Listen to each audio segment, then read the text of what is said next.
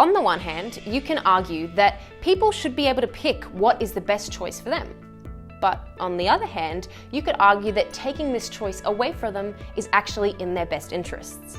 Consent and freedom of choice are some of the strongest principled arguments you can base your model, points, or even your entire case on in a debate, and it's what we're going to be breaking down today.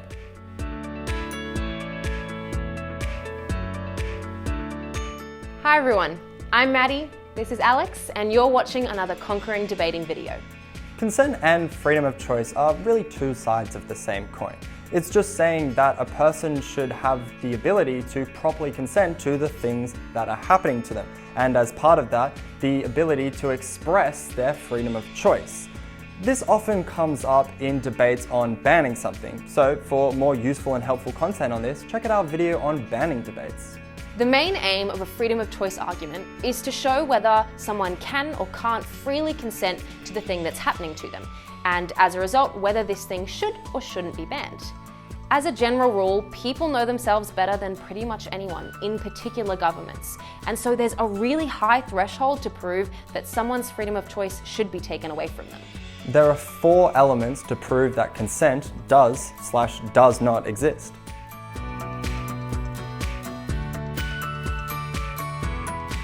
A person needs to have knowledge of what choice they are making. Why are they doing it? The risks, the consequences, the benefits. What are they even doing exactly? All of this is a spectrum and may not need to be 100%. It just needs to be high enough. What is high enough? Well, that depends on the debate. Let's look at something like playing contact sports, like boxing, ice hockey, or rugby. There are some pretty obvious risks associated with playing lots of these sports, like broken bones, concussions, or other injuries. But for the most part, we're actually very aware of the potential injuries that could come out of playing a sport like this, so the risks are sort of balanced out.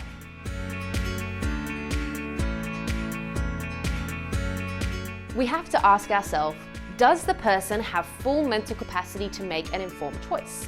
There are lots of different factors that can influence on someone's ability to take in and understand knowledge. So that might be things like language barriers, mental disability, addiction, or age. Any of these factors can influence on someone who, even if they have the full range of knowledge and information available, still can't understand or take it in properly, and therefore don't have fully informed choice. A great example of this is we don't let children make a lot of choices, like to drink or drive or make serious decisions about medical treatment. The reason for this is because they haven't quite developed the mental capacity to make those decisions yet.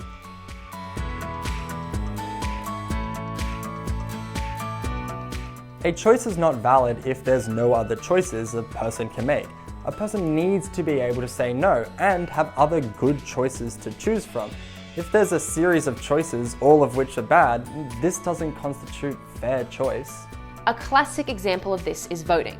If you only have one party to vote for or 2 really bad parties, that means that you don't have any other good alternative options. And so it wouldn't be fair to say that this is fully and properly exercising your freedom of choice.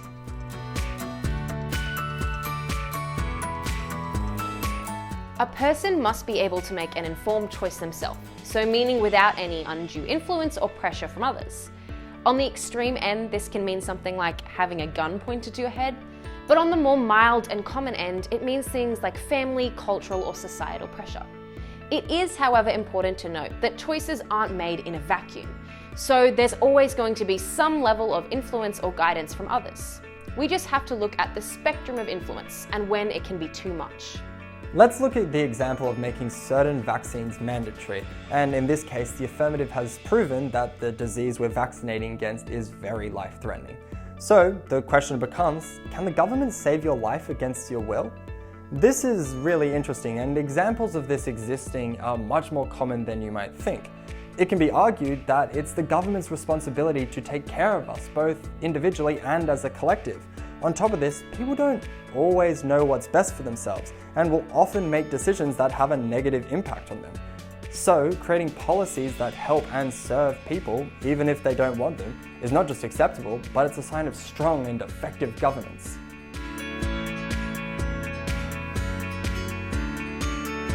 Both sides of the debate will need to engage with all 4 of these elements, and this often involves describing to what extent an element is present and whether or not this level is or isn't sufficient. Importantly, even if consent does exist, it's not an auto win or loss. There's a lot of other factors, harms, benefits that can change the outcome of a debate. Let's look at pet ownership. The government has huge limitations on which pets you can own and who can own them. Not everyone can just stroll down the street and get themselves a pet crocodile. It can be really dangerous if you don't know what to do with it. Plus, for the animal, if they're not kept in the correct conditions or cared for properly, it's really bad for them. We also care about whether your freedom of choice hurts or restricts somebody else's freedom of choice. You can't just drive at whatever speed you want, because if you drive too fast, you might crash and hurt someone. A good check on how far we should let someone's freedom of choice extend is to look at what point their actions start to impact on other people who didn't even make that choice. Therefore, we might put a limit on someone's choice if their actions start to hurt or negatively impact others. For example, if we take a debate about banning or limiting gambling, we could maybe say that because gamblers' actions have the potential to really negatively impact their families, like for example, if they gamble away their family savings, this might be a legitimate time that we can limit their freedom of choice. These are sometimes very complex topics, but hopefully this gives you a little bit of insight into consent and freedom of choice, and what they are, how to argue for or against them. We have plenty more videos like this on our Facebook and YouTube channels, so make sure you like and subscribe so you don't miss out on anything. See you later. Bye!